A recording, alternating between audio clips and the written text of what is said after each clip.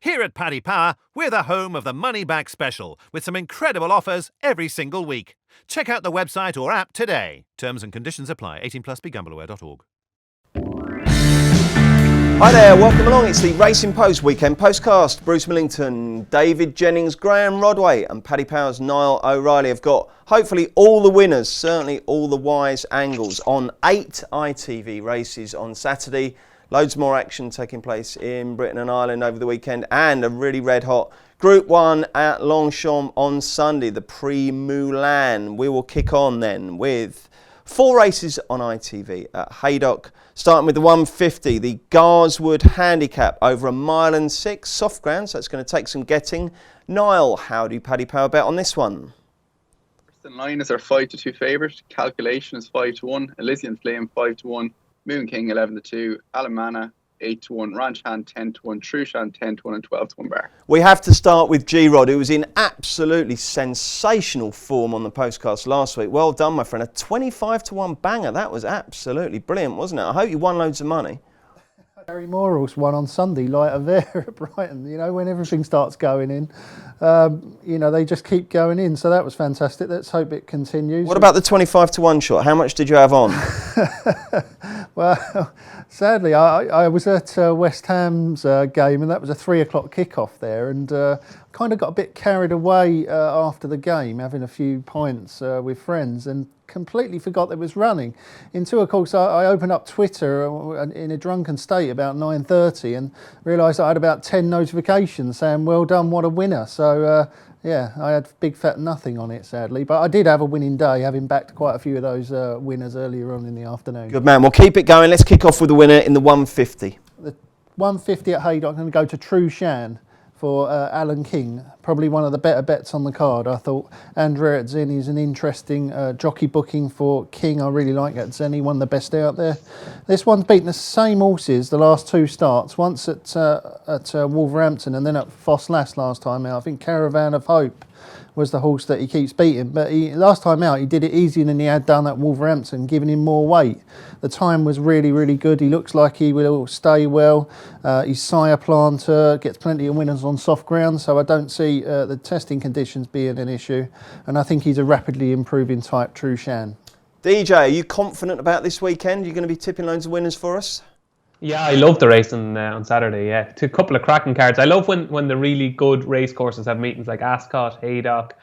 I love when the top meetings have fixtures. I can see where Graham is coming from here with Trushan. I think it's got a chance, but the one I like is Calculation here for Sir Michael Stout. This is a son of Dubawi and Estimate, of course, who won the Gold Cup for the Queen, and just think the visor has turned this horse inside out. Like, it's hard to believe he was beaten off a mark at 69, a poor all-weather handicap, and he was beaten off a mark at 69, and now he's running off 91. The visor seems to have turned him inside out, travelling with more zest. He's gone up £7 for winning a Chelmsford last time, but won by 6 lengths, won quite convincingly. And I think my calculations, excuse the pun, Sir Michael Stout has won 7 of his last 10 runners in 3-year-old handicaps. I think 7 of them have won. So I think he's got a load of really well handicapped 3-year-olds because they started the season slowly. And I think Calculation is one of them. And I think Calculation will make it 4 in a row. Lovely stuff. Niall, what is your opening tip of the postcast going to be? Yeah, it's Elysian Flame here for me. He bulged up at Hamilton last week, and I actually think that was a really deep race for Hamilton standards with good fields and well handicapped horse in there. And he won so easily. He won by about 3.5 lengths. Now he's £8 higher here. But again, the soft ground and the fact he's won at Haydock before are both massive positives for me. Yeah, even if you go back to 2 runs ago, he looks like he was disappointed at Pontefract, but he got no run whatsoever. He's really well back that day. Yeah, there's plenty to like about him here. Like, first in line, I thought got Everton his own way in the Melrose and still couldn't win.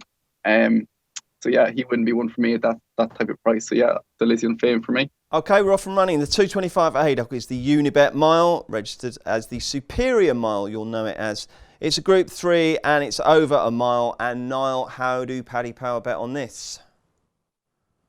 Yeah, so Sharjah Bridge is our 5-2 favourite. Miss O'Connor is 11-4. Here Comes When is 5-1. Raisin Sand 7-1. Great Scott 7-1. Matterhorn 8-1. Walk in the Sand 10-1. And What's the Story is 14-1. Sharjah Bridge, DJ, an old friend. Yeah, one of the good ones, yeah. A little bit disappointing the last couple of starts. I don't think there'll ever be a day like that day at Ascot. That was fantastic. But I think Paddy Power are wise to something here. There was some 10s and 12s about Here Comes When, I think yesterday, and I still think there might be a bit of 10s still available, but they're only 5s. I can't understand why it was such a big price all week, especially with the weather forecast. Won the race last year. Is the race any better this year? I'm not so sure. Like Regal Reality and Treading were in the race last year. Was well backed into 3-1 that day on heavy ground. I'd imagine that Andrew Balding has just laid Here Comes When out for an autumn campaign. Has only been seen once this season. Handles the ground, loves the track. Andrew Balding has had 9 winners in the last fortnight. To me, Here Comes When ticks an awful lot of boxes here. I think he's going to be hard to beat. Niall, is that you, the person at Paddy Power that's keeping Here Comes When so short? Yeah, a little bit. As in, it's just the ground more than anything. He obviously loves and he won the race last year. The 10s would look too big to me as well. He's actually not the one that I'm going to be putting up. The one I like is Great Scott here for Tom Dascombe. Now, he won here as a 2-year-old. Sorry, he won twice here as a 2-year-old, including at this meeting last year. I think he can do so again here. He hasn't shown his best form this season, bar a good run in the green and behind Buhadar, I think it was. So he's been running over unsuitable trips, and I think this mile is just exactly what he needs. He actually ran over a mile last time at Salisbury, and he ran okay. He was beating a length, but it was a step back in the right direction. Charger Bridge isn't a horse I trust myself at all. He's probably a little bit short at the front of the market there. Miss O'Connor is interesting, but needs to improve plenty in that last run. So yeah, it's Great Scott for me. Does Miss O'Connor have to improve that much? That was quite a hot race, that. I think so, yeah. It wasn't a brilliant time or anything like that either. So yeah, I think she needs to improve. The lads are shunning Sharjah. Are you going to as well, G-Rod? I am, yeah, and I agree with DJ. Yeah, Here Comes When. Last year's winner, did it very well last year on testing ground and got exactly the same conditions this year. I don't see this being any sort of issue for him at all. I mean, he has won a Group 1 in the past. I think don't even mention that. I still can't get over it. I had such a big bet on Ribchester. Yeah, how he won that race, we'll go down as one of the great mysteries, won't it? But yeah, I mean, he is a Group 1 winner. He's got plenty of class, and he has been having to carry penalties as a result of some of his previous wins, particularly first time up this season when he contested the Brigadier Gerard, and he almost certainly would have been in need of the run. And he was trying to give £3 to the winner, Regal Reality, who's quite a smart type, and the runner-up Matterhorn, who's back in opposition here. I think if there was quicker ground here, Matterhorn would actually be a player. But Here Comes When he's £3 better off with Matterhorn and conditions in his favour. And he's a bigger price, so Here Comes When for me. Do you think now that it's rained, Matterhorn's got a mountain to climb? We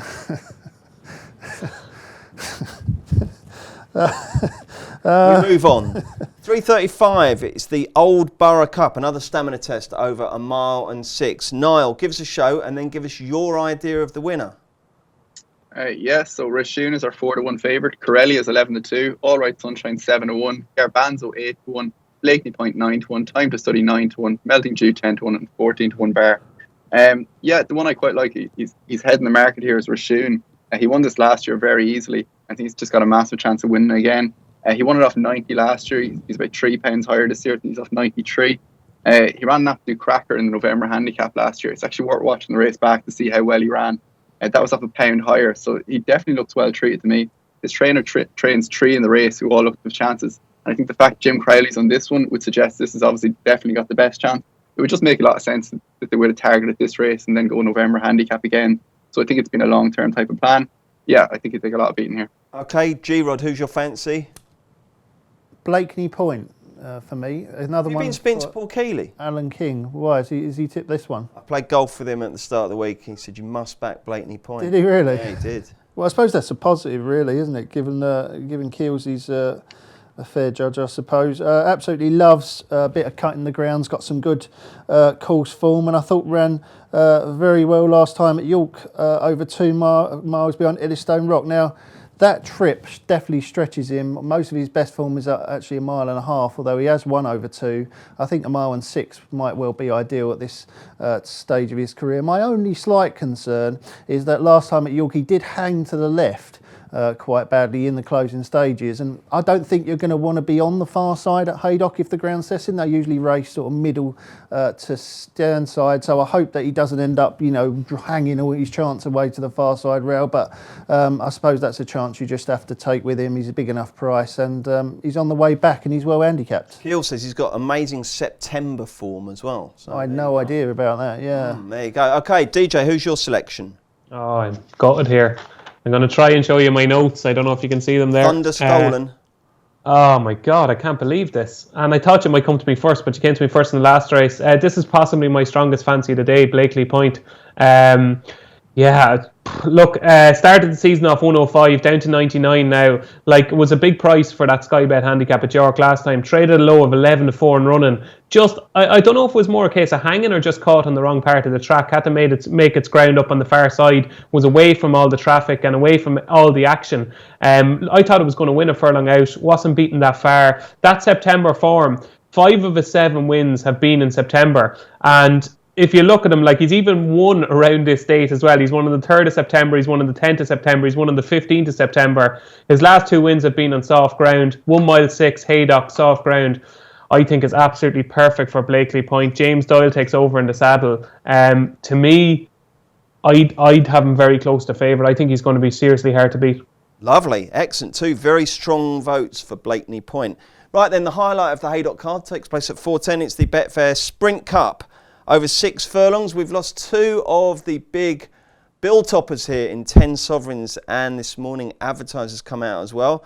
So in terms of quality, I'm afraid it's slightly diminished, but it's very competitive. Niall, give us the latest betting.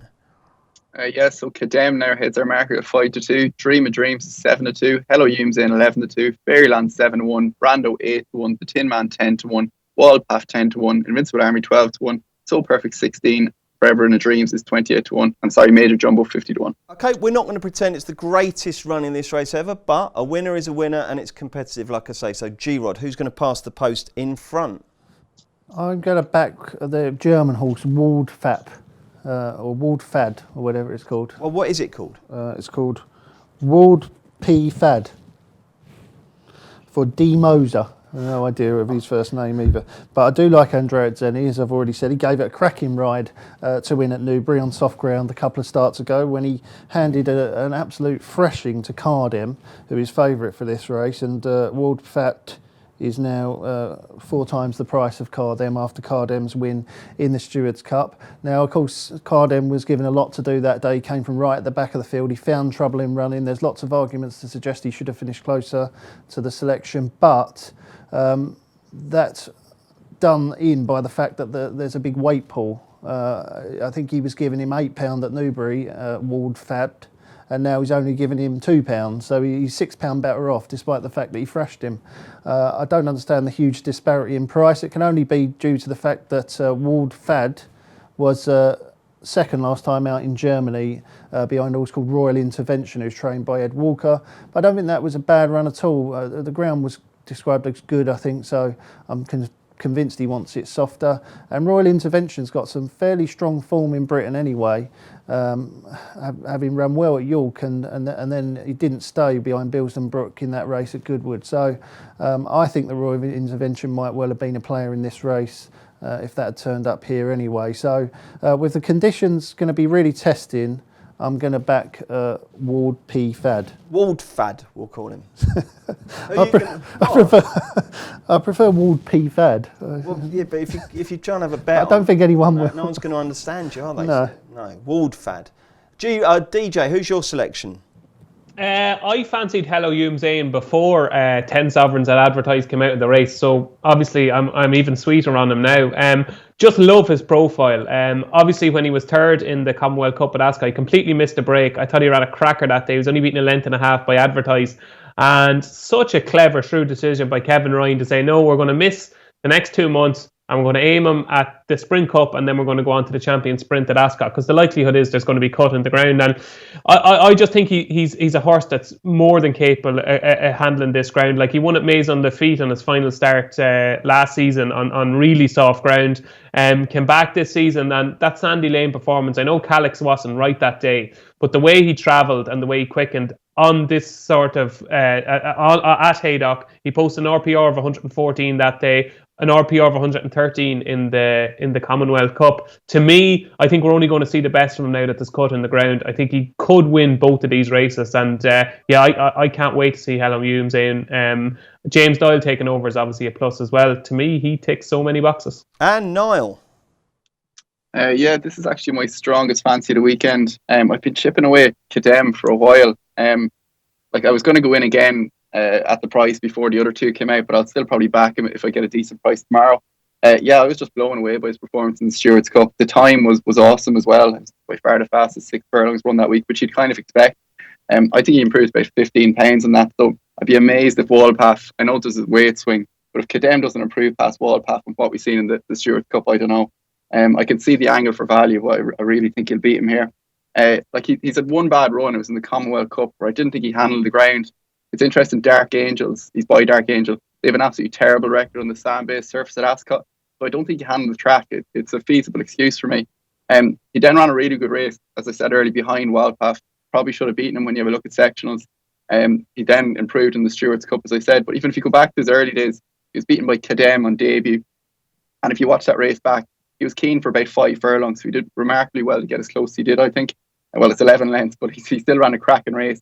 He won his next 2, so he's the only one in this race that I think could potentially be a superstar. It's obviously weaker now with the 2 horses gone, so I can't see him getting beat there. I think we could actually see a special performance. Oh, you've all made very strong cases. I'm confused. Right, then we've got 4 more ITV races, and we'll do those next. So, does an each-way bet mean that my horse has to do part of the race in reverse? Everyone loves a newbie. That's why Paddy Power Games are giving all new customers 60 free spins on daily jackpot games. New Paddy Power Games customers only, 1 per customer. T's and C's apply. 18 plus. BeGambleAware.org. Welcome back to the Racing Post Weekend Postcast. Bruce Millington, Graham Rodway, David Jennings and Paddy Power's Niall O'Reilly. 2 races at Kempton. The first of them is the 205. Last year wasn't a bad renewal, was it? Some filly called Enable beat Crystal Ocean. I don't think we've got anything quite of that calibre, but it's an interesting affair. Over 1.5 miles on the polytrack. Niall, what's the latest betting? So Best Solutions are 15-8 favourite, and this is actually a money back special race, so it's money back second to the Best Solution. If Best Solution wins the race, up to a tenner. Muta Sadir is our 4-1 second favourite. Royal Line 6-1. Sun Maiden 7-1. Gibbs Hill 8-1. Pivwine 9-1 and 11-1 bar. And just to reiterate what Niall said there, 205 Kempton bet up to a tenner, and if the Fav wins and you back something else, you get your money back. That's available at paddypower.com or on the Racing Post app. And David Jennings, you can start off by telling us who's going to win. Well, I spent all summer telling anybody that would listen that Royal Line would win the Ebor, and constantly chipped away at him anti-post. I think I told you in one of these podcasts in the lead up to the race, maybe 2 or 3 weeks before, and to get on Royal Line for the Ebor. The rain didn't come, it was quick ground, so he didn't run, which was obviously infuriating. Interesting to see him showing up here. To me, I think he has the potential to turn into a Group 1 stayer. I think he's that good when he gets his conditions. I do think he needs cut in the ground. I think he's very, very, very good, and I think there's a couple of form lines that makes me think so. He's only had basically 1 run since last season. That came at Sandown when he ran against Ellercam in that Mile 2 race. That was in early July. So he's been kept fresh for an autumn campaign. I'd imagine there's a couple of different big handicaps in John Goslin's mind. He's only rated 111. I think he's better than that. I just think he needs cut on the ground. For this race here, I obviously wouldn't be as sweet on him as I would have been for the Ebor if there was cut on the ground, because this is a good race. Best Solutions rated 121. Muta Sadir has already shown his love for the all-weather. Gibbs Hill is a good horse on his day. Sun Maiden is decent too. So it's a good race. But for me, it'll be a watch and brief with Royal Line. And I do hope he'll win, because I think he's a very, very good horse. Won't that sicken you if you don't watch him and he wins? Yeah, I just don't know. I know what you mean. I just think, when you've been building yourself up for something for so long, and then he's running on the all-weather instead of in a big handicap with cutting the ground, it's just a completely different set of terms and conditions. I do think he's a very good horse, so I potentially might back him. But just as regards future assignments, I'd be keeping an eye on Royal Line. Niall, what's your view on this one? I quite like Muta Sadir here. It's a tricky race, but he's 2 from Kempton. He won the Magnolia Stakes a couple of months ago, conceding weight all round. It was the race that Matterhorn went off much too hard. It's interesting that Muta Sadir was the only one that kind of chased the front two that day. It was Matterhorn and I can't remember the name of the second. And he was the only one to kind of stick it out from the front end. Everything else was closing late because they went so hard. His ideal trip is probably 12 furlongs, which he gets here. Obviously tried to make him stay in the Northumberland Plate, which failed. He ran poorly in the end. But I'd be shocked if they haven't targeted this race, given the Kempton form. Best Solution is off a break. Roy Line has never run in the all-weather, as DJ said. So, yeah, it would make me quite confident on Muta Sadir here. So, yeah, he's the bet for me. You confident, G-Rod? No, I didn't like the look of this race at all. It was a very, very, very tricky race. Obviously, Best Solution won the Caulfield Cup. He's the best horse in the race, but he's coming off a long break, and they're bound to be prepping him back up for a return trip to Australia. I think Royal Line is potentially the best horse in the race. I echo what DJ said, but again, he's coming off a break, and he's never run on the all-weather. Mutasad is coming off the back of two really poor runs. I couldn't have him. And I thought that Prince of Arran might run well at a big price for Charlie Fellows. Ran better than his finishing position suggests last time in the Ebor. Probably wants a little bit further than this, ideally, but he's got plenty of form over a mile and a half at Kempton, albeit in a lot lower grade. He's won 3 times over course and distance, so he could run well at big price, Prince of Arran. But you're not supremely confident here. Oh no, it's a really tough race. I mean, it wouldn't surprise me if any of the top 6 won, apart from Nile Selection, Mutasardia. So I suppose that will be the one that wins now. God, blimey, there's no need for that, was there? Oh, Nile. Only one to put up a selection. You two bottle jobs, and you go and pour a bucket of cold water over it. Right, the other race at Kempton in front of the ITV cameras is the 3:15. It's the final of the London Mile Handicap Series, sponsored by Sun Racing. It's over a mile, would you believe? And Paddy Power bet as follows. Yeah, I'm just planning on double down on Muta Sadir after that comment. Oh yeah, quiet. Cool Currencies are 4-1 favourite. Mottaweed 9-2. Casban 5-1. Gossiping 6-1. Felix the Poet 7-1. King Slipper 8-1.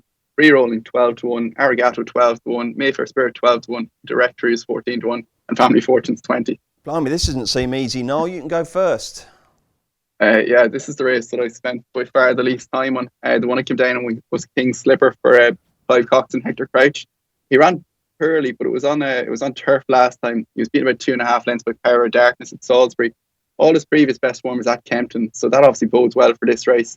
Like, it's hard to really recommend him because he's off a high enough mark, but the fact he's got such good Kempton form, I'm just going to side with him at the price. It's not a really strong fancy though, I'll be honest. Graham, have you got a strong fancy?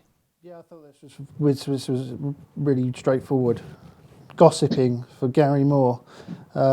This one is rated 95 on turf and 88 on the all-weather, but it's a 3-time winner over course and distance at Kempton, and it loves the course.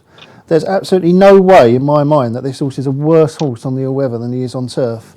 Yet the handicappers have got him rated £7 lower here than he would be running on turf. So for me, he is £7 well in automatically. He's been in fantastic form all season. He ran a cracking time when he won at Epsom earlier in the season and at the Derby meeting. And if he turns up on any sort of form like that, they ain't going to see which way he goes here. He's got a good draw in stall too. Thomas Greatrix is claiming another £5. I mean, this is a really, really well handicapped horse. Gary Moore probably can't believe his luck that he has got this horse in off of 88 when he's rated 95 on turf, because for me, he is the same horse on both surfaces. Okay, Gossiping, very confident selection for G-Rod. DJ, are you deigning to put one up here? Yeah, I like King Slipper, a little bit more confident than Niall. Was only 8th in the race last year, but it was a much better renewal last year and didn't get much luck on run, I didn't think, last year at all. Was trapped in the wrong position. Has won twice at Kempton. And I wouldn't read too much into that recent run at Salisbury because he missed a break, and just in the final furlong they were all in a bit of a heap. Power of Darkness, who's won since on Chergar Cup Day, kind of swooped down the outside, and a lot of them on the inside got into trouble. So I thought King Slipper didn't run that badly, and I'd imagine that this race has been in Clive Cox's mind for quite a while. He'd a winner during the week as well. His team seemed to be in good form, and I'd imagine King Slipper will be bang there. But in fairness to Graham, he's made a very good case for Gossiping. Absolutely. Let's move on to Ascot, the 245, the Cunard Handicap over 7 furlongs. Very competitive race. Niall, take it away. So we're playing 5 places here. Rip Orphis are 11-2 favourite. Pogo 7-1. Benar 7-1. Spanish City 8-1. Cabaret 10-1. Escobar 10-1. Ventura Ocean 10-1, Brianski 10-1, and 11-1 bar. There's a lot of old friends reacquainting up at 7 furlong straight at Ascot. G-Rod, who is going to come out victorious? Tabarak for me, the top weight, number 1. Was unlucky last time out at Goodwood behind Salute the Soldier. He was travelling really, really well in that race. So just couldn't get a run. Typical Goodwood, you know, he had to wait and wait and wait. And when the gap eventually came, he flew home and he was getting up near the line, but the line just came in time for Salute the Soldier and a little bit too early for Tabarak. So I think he was unlucky not to win that day. This also got really good form at Ascot. He's won over 7 furlongs there. He's won over a mile at the track. He loves it there. He's got a touch of class. I think Tabarak can lay on this one. Who's your fancy, David Jennings? I have utterly convinced myself that Spanish City is going to win this, Bruce. Roger Varian actually had Kate Byron in this race last year, who should have been a certainty but was beaten by Ripoff. But Spanish City to me is a kind of a similar type. Virgin has the potential to step up the stakes company, and I just think things haven't gone right for Spanish City. The key thing here is that he's managed to book Marco Gianni, who I think is an absolute steal for £7. I think he's really stylish, real good rider. I think he could make it to the very, very top, and that £7 is just fantastic. It's like Kieran Fallon's claim. And I just think with Spanish City, if you go back to the run at Newmarket in July, was beaten just over a length by Vela Kent when the gaps didn't open, and the key thing was, like, forget about the run against Cadem in the Stewards Cup, because that was over 6. I think he basically needs 7. He's a strong traveller over 7 that needs gaps to open. And I was shocked that he won last time a 4-runner race at Yarmouth, because I didn't think 4-runner small field at a track like Yarmouth would suit. But I just think that win might just give him a bit of confidence. Cheek piece are on for the first time here. Nicely drawn. Jockey is a bonus. We'll get a fast pace to chase, and I think the stars have finally aligned for Spanish City. Do you know where Spanish City is, DJ? No, I'd be guessing no. It's in Whitley Bay near Newcastle. It's a sort of function suite. It features in a Dire Straits song. Who are we next? Niall, it's your turn, isn't it? You need to have a crack at this one, don't you? Yeah, I think I could have the winner of this. Sanad has been a horse I've been following for a while, since he recorded a very fast time at Kempton for the grade. I think he finally has everything in his favour here. He wants fast ground and 7 furlongs, which he obviously gets here. And the fact he's so much all-weather for him obviously bodes well for Ascot suiting. He ran a very eye-catching race at Goodwood last time. He was never actually put in the race, but I think was it Robert Haviland rode him. He was never put in the race at all until really late, and he's still only beaten a length and a half behind Salute the Soldier. Looking at sectionals, he should have been a lot closer as well, because he wasn't ideally placed. And Nicky Mackay takes over here, and I'm confident this race will set up really well for him. He's back on 92. He won that Kempton race a few starts ago off 91, so I definitely think he's on a good mark. He's about 12-1. I think he's worth an each way bet. Sanard. Okay, right then. And finally, 355, the Lavazza Stakes, 1.5 mile handicap. How do Paddy Power bet on this one, Niall? So Cirque Royale is our 100 to 30 favourite. Phelan 7-2, Bassam 5-1, Apparat 8-1. I'll have another 12-1, Cap Francais 14-1, Travel On 14-1, Never Do Nothing 14-1, 14-1 bar. DJ, whenever we come to you first, I hope you say, I'm glad you came to me first because I really fancy you and I didn't want my thunder stolen by anyone else. Is that the case here? Yeah, it is. Yeah. I'm thrilled you came to me first because I'm going to take a chance on one of the huge prize here. I was hoping all week that Cap Francais had run, and I'm delighted that he has. Now, he's a bit of a shit in that he's just a little bit unpredictable, but he's been gelded. He ran an absolute shocker at Goodwood last time when I thought he'd run better than he did. And the time before that at Ascot, he didn't travel with his usual fluency. But the key thing is, he has been gelded. And this is his first run since he's been gelded. And if you go back to that Lingfield Derby trial, when he was strongly fancied to beat Anthony Van Dyke, he finished 4th, wasn't beaten that far. He travelled like an absolute dream that day. And to me, it looked like he was much better than a handicapper. I thought he was a proper group performer. He's back down to a mark of 100, so he's been rapidly dropping down the handicap. I'm sure at the start of the season, Ed Walker might have thought that he had a Derby horse, never mind a horse running in a handicap off 100 at Ascot in September. I think there's plenty in his favour here. He's nicely drawn in the middle of the pack. He did run well at Royal Ascot, I thought, for a long way as well. So, there's a bit of 20s out there about Cap Francais. I think the fact that he's gelded is massive. How would you feel if you owned a racehorse and someone on a podcast described him in the way you just described Cap Francais? No, I kind of meant it in a complimentary term. Like I said, he's a little bit of a shit in that when I say that, it's an Irish-ism. Basically means just a little bit unpredictable. But if you're listening, I'm a big fan of the horse and I really, really hope he wins this race. Okie doke. I think he dug his way out of the trouble there, didn't he? Niall, who do you fancy? This race is very tricky. I've actually come down to 25 to 1 shot. It's a Holy Kingdom for Tom Clover. He's the one I'm going for. Now, he might be a class here, but he's essentially running off 77 with a good claim or tour. Hammer Hansen taking off 5.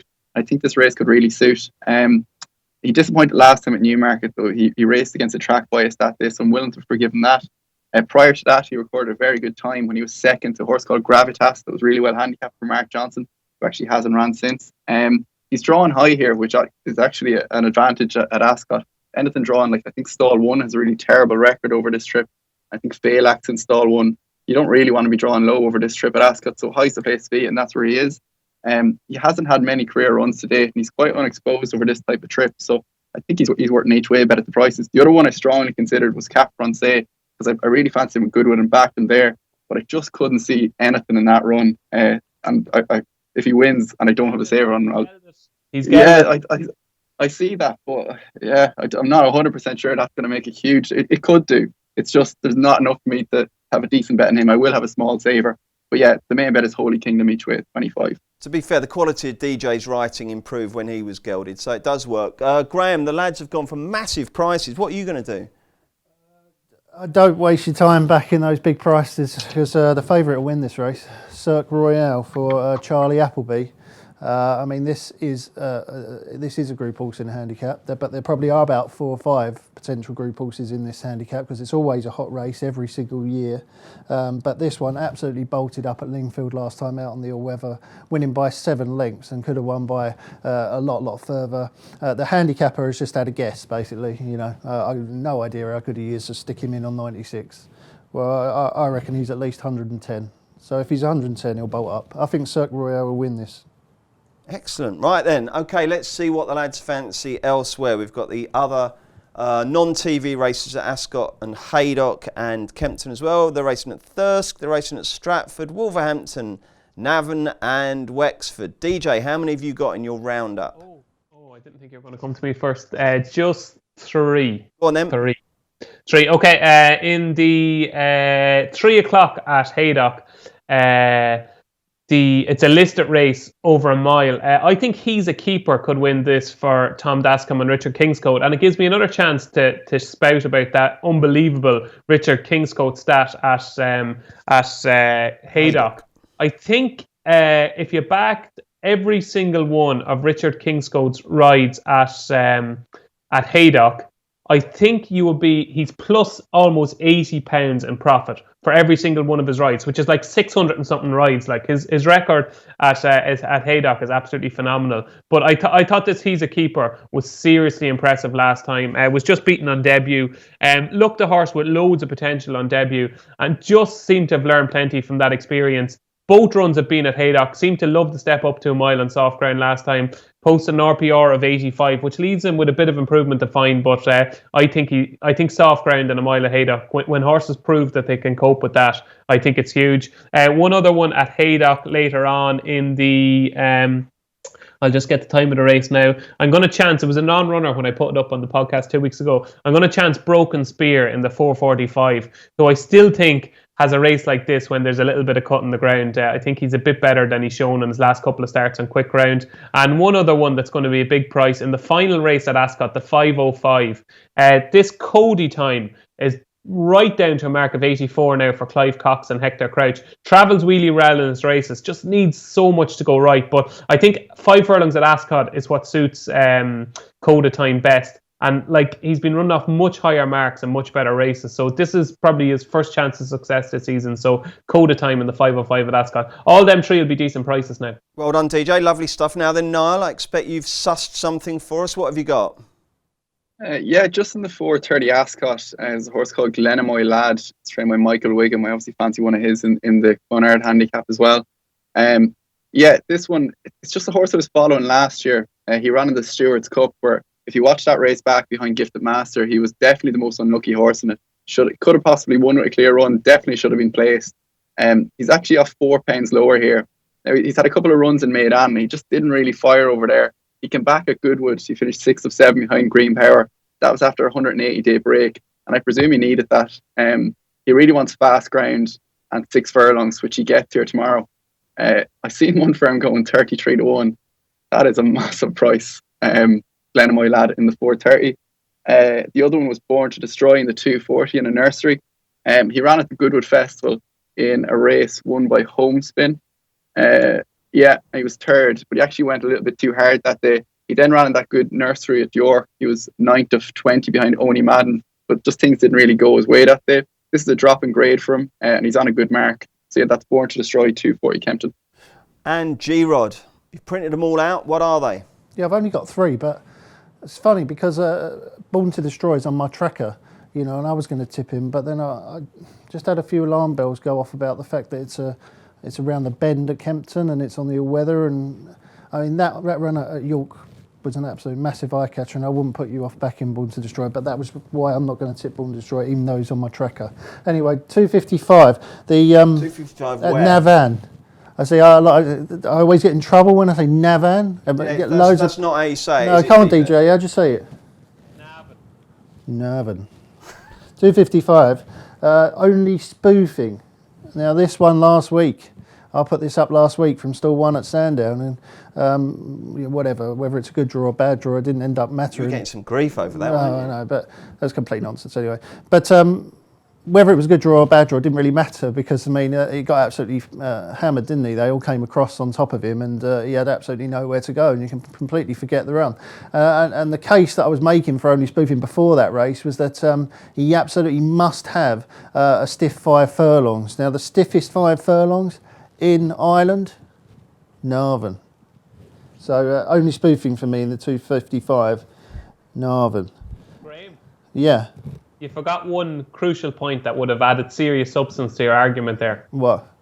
He won the race last year. Oh, did he? Oh, I had no idea. There you go. Well, does that really matter? I suppose it's a good thing. That doesn't do any harm, does it? You're just after saying how he's going to be suited by the stiff uphill finish at Navan, and he won the race last year. I take that as a positive, G-Rod. Yeah, fair enough. 3 o'clock Haydock, so 5 minutes later, once we have one winner, we're going to smash into another one straight away. Tammany for William Haggis. It's the only one of this lot that's entered in the Derby, and had a bunch of Group 1 entries before winning last time out Sandown when defeated that Riot. Now Riot has got loads and loads of ability but keeps finding one too good. He's one of these that always runs to a high level but has a habit of finding one too good. They were 7 lengths clear of Dubai Souk, who was in third. That one's come out and won since. Tammany stayed on really strongly, looked like he was a real strong stayer, and this is a mile on testing ground at Haydock. He's bred to like some cut in the ground. I think Tammany will win the 3 o'clock Haydock. Last one is at Kempton in the 5 o'clock, Richie Valens. Isn't he a cyclist or something like that? No. No? I thought he was Richie the Tour de Valens. France. Was it Richie someone else in the Tour de France? Well, there's been a couple of people called Richie, but no. Richie, you find make the out who case Richie and Valens is, because I know I've heard him somewhere. I thought he was a cyclist, but there you go. 5 o'clock, Richie Valens for Richard How Hannam. do you spell it? Richie, Yeah, I know that bit. Valens, Richie Valens. And anyway, this one at Newbury, 2 runs ago. Then last time out, was slowly into stride, got caught up at the back of the field, and made a big move to come through. Looked like he might get to the winner, and then the winner, who made all, just found more. I think he just had to use an awful lot of petrol to get to where he got, and he just ran out of steam towards the finish. He did best of those to come from off the pace in that race. Richie Valens in the 5 o'clock at Kempton. So you think he's a cyclist? Yeah. Do you know who Richie Valens is, lads? Not a monkeys, no. Yeah, he's a singer. He did La Bamba. See, he He was in there died. somewhere. He died when he was 8. Graham was taking us for a ride there. Yeah, he was. Yeah, he died when he was 18. My goodness, Richie Valens. How about that? When was this? 1959. He died.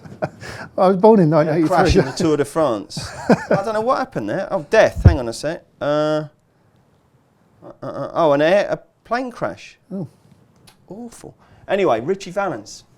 Right, we're all done on the roundup. Let's get the naps. This will not be beaten. Now then, lads, we're going to have a nice each-way treble on these 3 horses, and they are Graham Rodway. 355 at Ascot Cirque Royale. David Jennings. Blakely Point, 335 Haydock. You've got to learn how to say it properly before we can nap it. Blakeney Point. Blakeney. You say Blakely.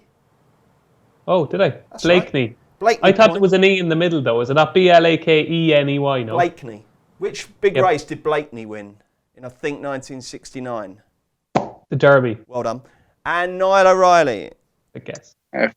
410 Haydock, Cadem.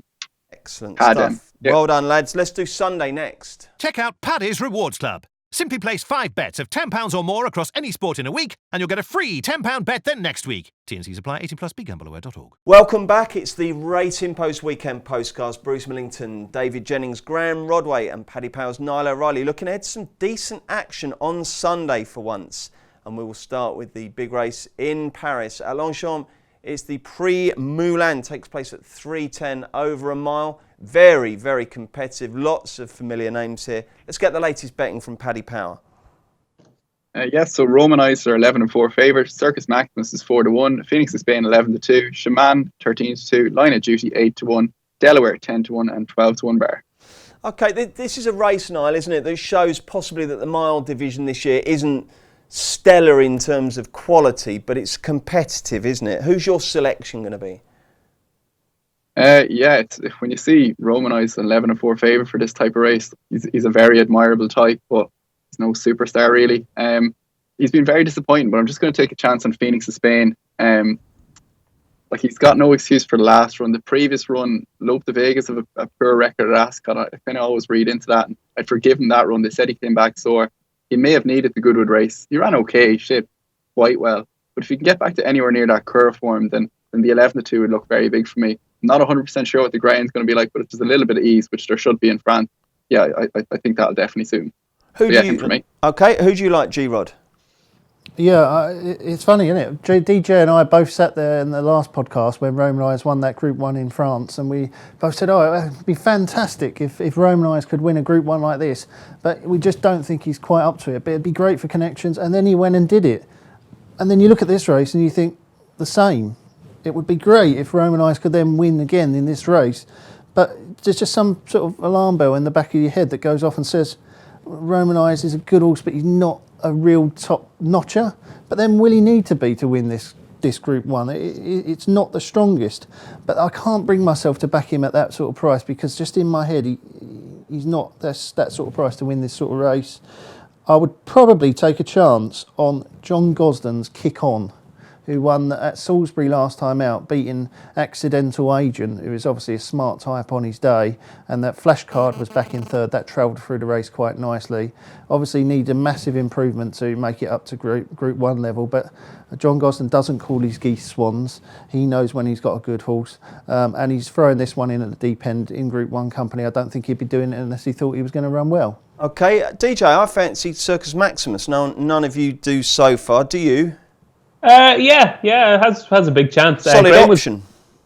Solid option. Graham was really kind to me there with the whole Romanized talk, because what I actually said about Romanized the last day was there is absolutely no chance in hell that Romanized will be able to give weight and a beating to Watch Me. And of course, Romanized gave weight and a hell of a beating to Watch Me, so he proved me wrong.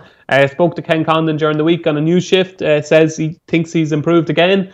And he's set to stay in training next season, which is obviously a plus, because I'd say he's spotted that there's really no good milers around at the moment. So Romanized, if he wins this, you'd be thinking he's one of the best milers around. And, he probably deserves to be favourite, but I just can't back him at that price, because I spent my whole life backing him and now he started winning. So I'm going to leave him alone. The one that I think will improve most from Deauville the last day is Line of Duty. Without doubt, my favourite TV show, even though the most recent series was probably the poorest. But I think Line of Duty shaped as though he badly needed to run. It was his first run since the Derby at Epsom. I think back down over a mile, I thought it was really, really, really encouraging. And I came out of that race kind of thinking to myself, if he goes for the Moulin next, I'm definitely going to back him. So Line of Duty for me. Do you prefer Line of Duty to Peaky Blinders, DJ? I do, yeah. I just love Line of Duty. I think Adrian Dunbar is brilliant. God, that's incredible. Peaky Blinders all the way, isn't it? I watched about 6 or 7 episodes of Peaky Blinders and then went off it. Why? Don't know, I just got bored. I just thought it Bored? Yeah, I just got bored. So, Line of Duty for me. Where do you stand, Not Niall? the horse. Niall, Line of sorry, Duty what? or Peaky Blinders? Oh, Peaky Blinders. I actually haven't watched Line of Duty, so. I wish, if I could have one wish Is on that the bad? podcast, it would go back to not seeing Line of Duty yet, so I could watch it all over again. It is actually criminal, isn't it, that he hasn't seen it yet? Very good, very good. Right, now some people say that it's criminal how bad the quality of racing is generally in Britain on Sundays, but York have gone some way to redeeming that with a really good card this Sunday, and the highlight there is the 255. It's the LNER Supporting Calm Garraby Stakes. It's over 6 furlongs. Have we got a show, Niall, or are we just going to get the benefit of your wisdom in terms of who's going to win it? Yeah, just the benefit of my wisdom, Bruce, if that's okay. Yeah, that's worth more than a show of betting, particularly if you give us the winner. I was actually checking to see if we had betting, and I wasn't really listening to your conversation. When you said Line of Duty, I thought you were talking about the Godolphin horse. I was trying to look Well, we for were, where it was obviously. running. That was the lead-in, but yeah, anyway. Yeah, I gotcha. Yeah, the one I like here is Marnie James for Jed O'Keefe. Now, it had its first run for Jed last time behind the Go to Gold in that York handicap. It was a massive eye catcher. It came from a long way back, and everything else the place that day was kind of ridden front end. Andrea Azzini takes over from Jamie Spencer here. And yeah, I think it could take quite a lot of beating in what looked a weak race to me. Have you got the winner of the Garraby, G-Rod? Yeah, Marnie James. This did hurt last time at York. I can tell. Yeah, I mean, I was there. And this was my best bet of the day. I gave it to, remember Rob Watson used to work for us. He lives just by the track. He said, I was going up to his house actually in the evening to see him. I hadn't seen him back Marnie James each way. We've got big prices, 25s, 20s, 60s, all the way down to 12s. And it ran an absolute stormer, but it just couldn't get to Dakota Gold. As Niall was saying, it was just one of those York races where the speed was there and they just never came back, and Dakota Gold just kept going. But Spencer gave Marnie James a lot to do, and he stayed on very, very well to finish second. Now that was over 5.5. We're going up to 6 here, and I think that he might be able to reverse the form over the longer distance. So it's Marnie James for me as well.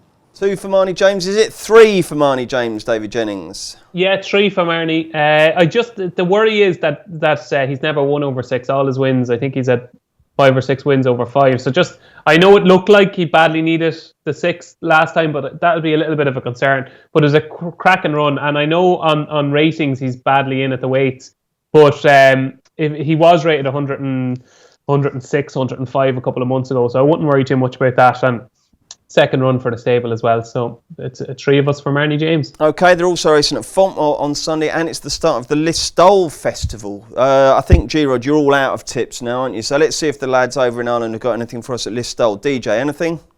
Yeah, one in the 440 at Listowel, which is the Kerry Group Handicap. Now, it's a good card at Listowel. There's a novice chase with Wicklow Brave in it, so it's a decent start to the festival, which is a proper slog. The drunkest I've ever been was in Listowel when I covered it a few years ago. But in the 440 at Listowel, Ask Susan for Willie Mullins and Paul Townend. I still think there's a big chase in her. I think Listowel on this sort of ground should be perfect. Second to Great Trango in a big competitive handicap hurdle at Galway last time. Previously was third to Peregrine Run at Ballinrobe before that, and ran well at the Punchtown Festival as well. Just think she's gearing up to win a big race. Hasn't been with Willie Mullins that long. Looks a shrewd purchase. So Ask Susan in the 440. Are you getting down there this week at all, DJ?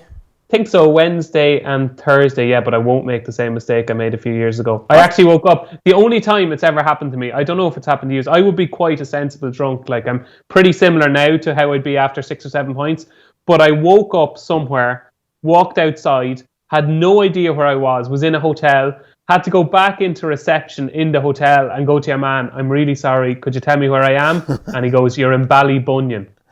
Well, that's funny actually, DJ, because I was about to say I've been to Listowel, but not for racing, and it was because I was playing golf the next day at Ballybunion. Yeah, gorgeous course, one of the nicest in Ireland, yeah. It was hard. It absolutely chucked it down with rain and blew a gale, and I got beat up. Niall, what have you got for us at Listowel? I don't have any at Listowel. I've one in York. Actually, in Listowel, actually quite fancy one in the Listowel National. It's the Kerry National on Wednesday. It's called Black Scorpion, if anyone's interested in each way bet. Very interested. It's got a cracking chance for me. The one in York tomorrow is called Funny Man. It's trained by David O'Mara. The 4 p.m. York. If you have a look at this horse, it's very interesting. It hasn't been at O'Mara that long. It's won from twice and being third and then second. But if you actually look through his collateral form, there's just winners absolutely everywhere, no matter what race you look at. He's off 77 here in a first-time visor, and the key to him is probably the step up and trip to 2 mile, because he's been finishing his races out very strongly. This doesn't look an overly strong race to me, and I think he'll take a hell of a lot of beat. Okie doke. Weekend plans, G-Rod, what have you got?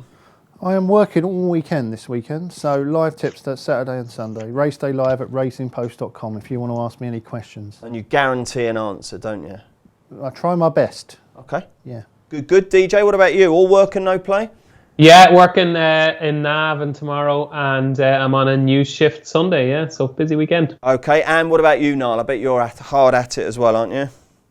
No, I'm actually going out tonight in Dublin after work, and then probably watch the racing tomorrow, and then the NFL Sunday, so a decent little weekend. Are you an NFL fan? Yeah, massive, yeah. Who's going to win it this year? I've had 3 bets. The main one's probably the Cleveland Browns, the Cowboys is the other one, and then the Chiefs as well. So, really? 3 bets. How can the Cleveland Browns possibly win it? Before last season, they'd won 1 game in 2 years. Now, I know that the way the draft works and everything, you're allowed to get good players, and they've got that Odell Beckham guy, but surely not. Yeah, I think they've got the best roster in football, so I think so. They're big prices, well, they're 16 to 1 or so. I don't follow American football, but my best mate's first cousin used to kick for the Cleveland Browns. He was called Pat Murray. Would you have ever heard of him? Everything's a bet, all right, yeah. No, it doesn't. You're just trying to be polite. No, it doesn't. No, do you know what he did? It was unbelievable. We went kicking, because obviously I'm a goalkeeper, so I'd have a good kick. And we went kicking on a Gaelic football pitch, which would be maybe twice the size of a soccer pitch.